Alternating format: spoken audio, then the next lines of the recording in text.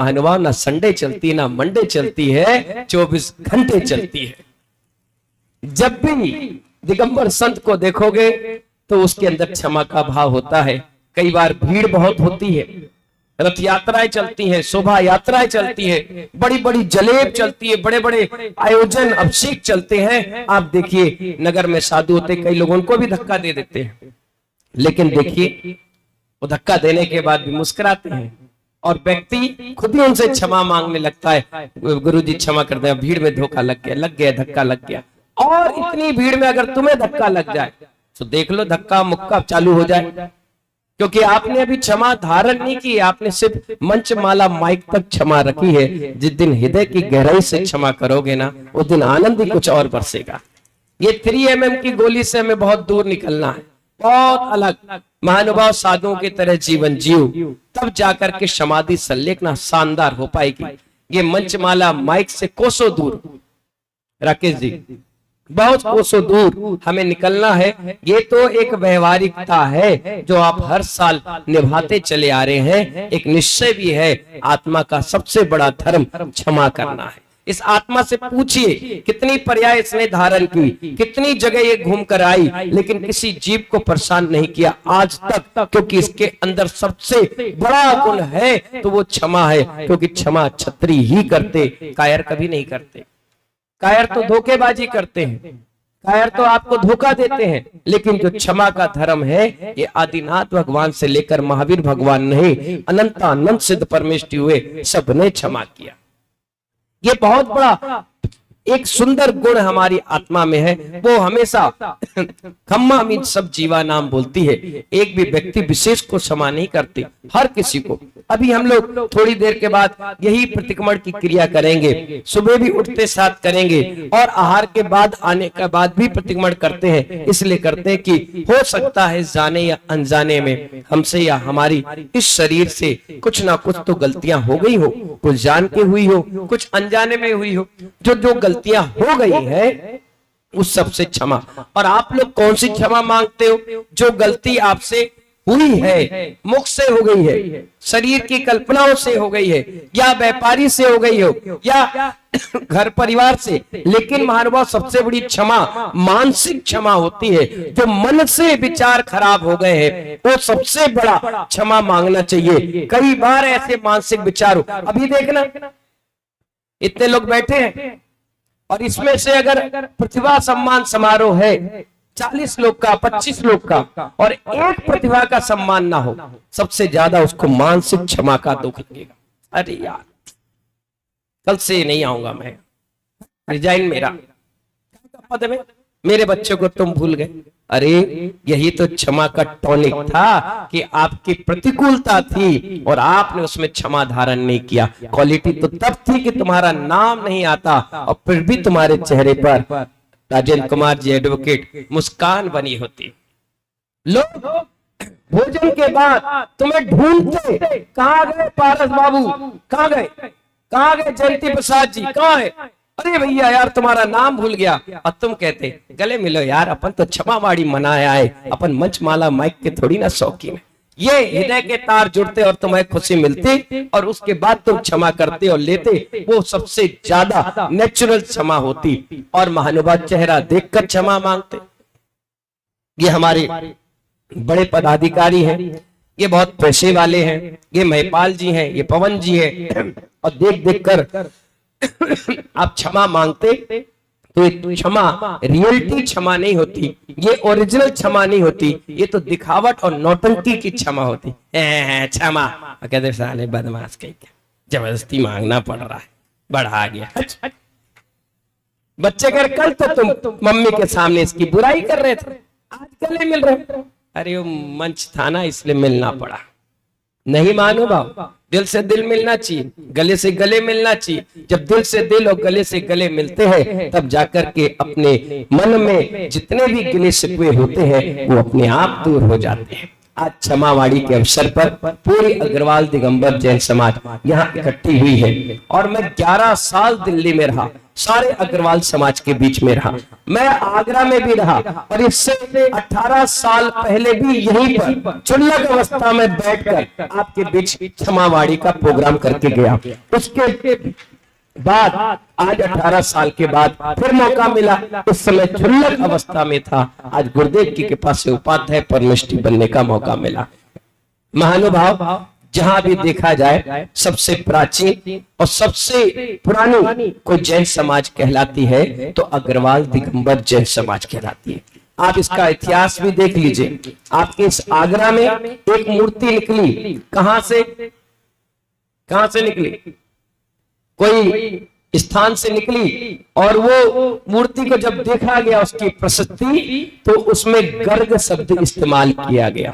गर्ग यानी कोई ना कोई अग्रवाल व्यक्ति था जिसने उस मूर्ति को बनवा करके विराजमान किया होगा। हो सकता है भूकंप आया हो, बाढ़ आई हो, या किसी ने छुपा दी हो, उसके बाद वो एक्सपायर हो गया, लेकिन उसका इतिहास आज तक अग्रवाल जैन समाज के रूप में स्थापित रहा।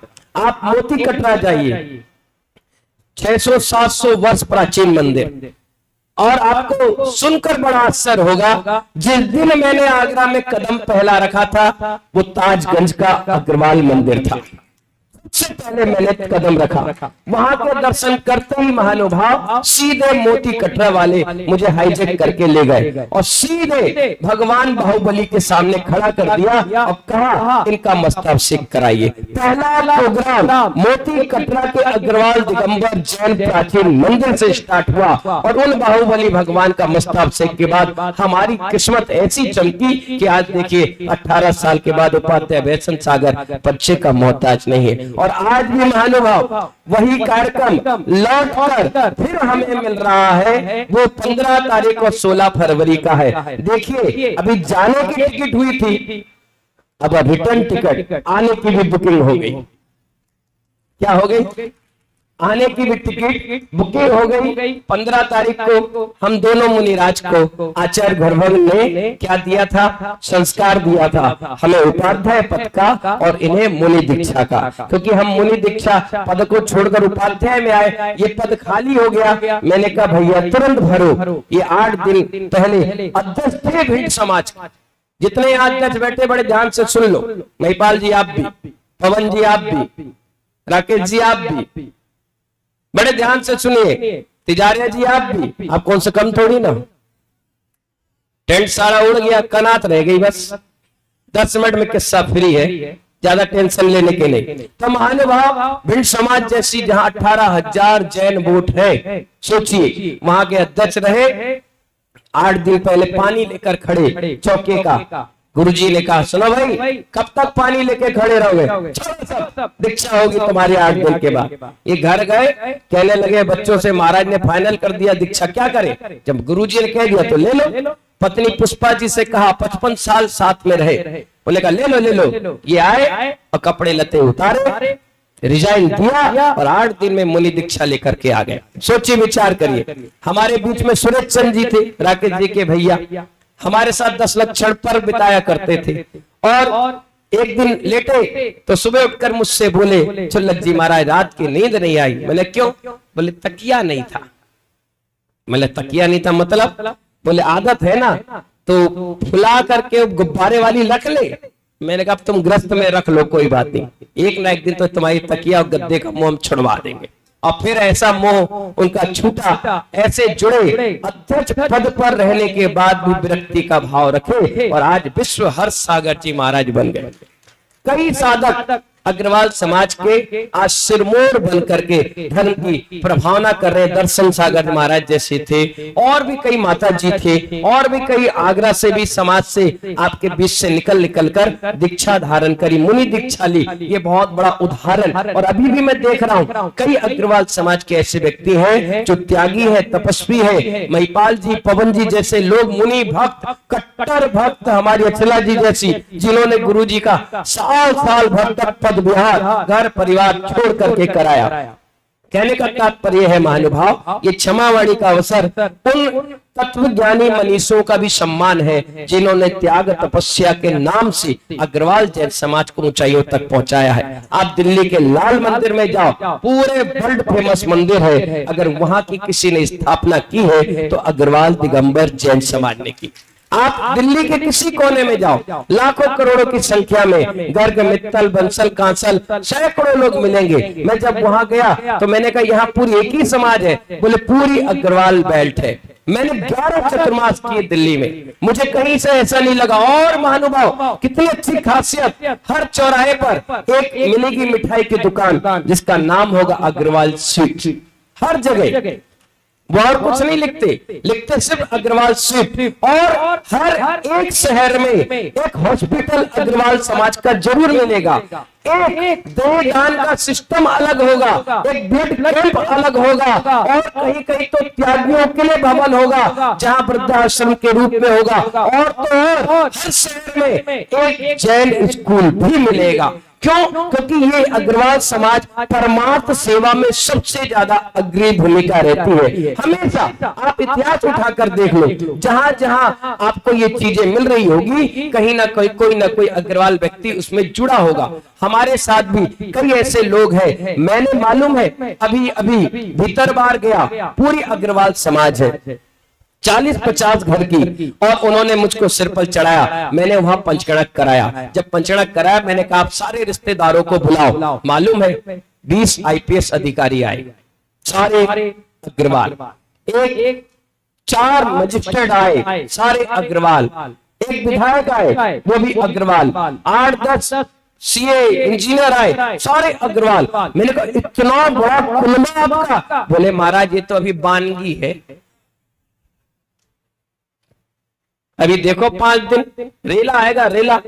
हर कोई DIG अफसर, कितने सारे विभिन्न बड़े बड़े पदों पर अग्रवाल जैन समाज। फिर मैं उसके बाद एक छोटे से गांव में गया, वहां बहुत बड़ी जमीन पड़ी हुई थी। मैंने कहा ये क्या है भैया? बोले महाराज जी यहाँ पर भगवान महावीर स्वामी का मंदिर था, 2 मूर्ति यहाँ पर विराजमान है, आप देख लीजिए, जर्जर हो चुका है। मैं वहां गया, अंदर देखा, मैंने कहा 3 साल के बाद इसका नंबर आएगा। बोले क्यों? मैंने कहा देखो अगर मुझसे करवाओगे तो 3 साल के बाद, खुद करना हो तो जब चाहे कर लो। बोले कोशिश तो बहुत करी लेकिन ये मंदिर कभी बन नहीं पाया। अब आप 3 साल कह रहे हो, हम 3 साल इंतजार करेंगे। 700 वर्ष प्राचीन मंदिर था वो। कितने वर्ष? उसकी सारी प्रशस्ति मैंने पढ़ी, भगवान महावीर की छोटी प्रतिमा और 24 तीर्थंकर की। मैंने उस प्रतिमा को देखा, ऐसा लग रहा था शायद प्रतिमा मुझसे कह रही थी कि तुम्हारे नसीब से इस मंदिर का विकास होगा। बस मैंने डबरा चातुर्मास किया। करयावटी नाम का एक गांव था, 40 अग्रवाल फैमिली वहां रहती, लेकिन वहां पर कोई 2 इधर 2 उधर 2 उधर। एक मीटिंग करी मैंने और एक हुड़की दी, मालूम है 70 लाख रुपए उसी क्षण इकट्ठा हो गया। तुरंत जो मंदिर में चावल नहीं चढ़ाना जानते वो अब उस करयावटी के नवीन मंदिर में जीर्णोद्धार के बाद बैठकर भगवान का अभिषेक पूजन कर रहे हैं। मुझे खुशी हो गई कि जो बिखरी हुई अग्रवाल दिगंबर जैन समाज थी, मैंने अपने प्रयास से सबको एक कर दिया। अब देखना बसें भरकर यहाँ 6 तारीख को आपको मौजूद मिलेगी और आपको वहां भगवान महावीर स्वामी का अतिशय चमत्कार बताएगी। महाराज कहते थे, महाराज जी हम लोग इस मंदिर गए, कभी उस मंदिर जाते थे, अब हमें अपना भगवान महावीर स्वामी का मंदिर जीर्णोद्धार के बाद मिला, अब हम इसको कभी नहीं छोड़ेंगे।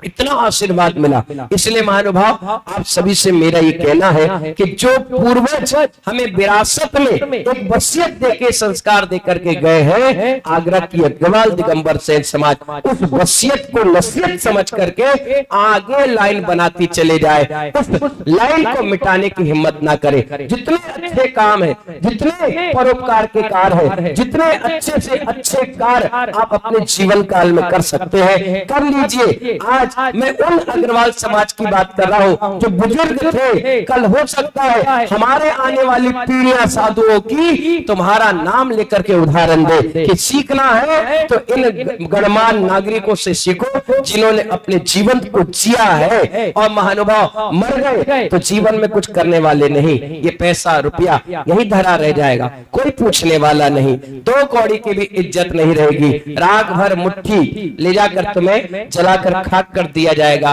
क्या ले गए आप अपने साथ, क्या आप इकट्ठा कर पाओगे?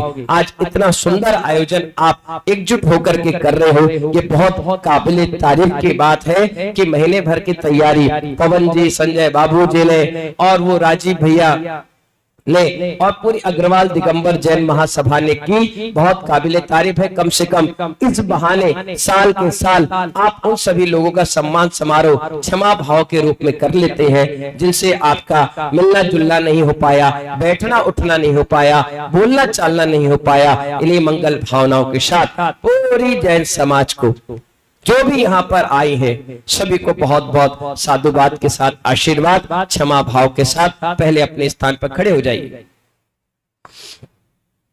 और एक दूसरे से क्या बोलिए।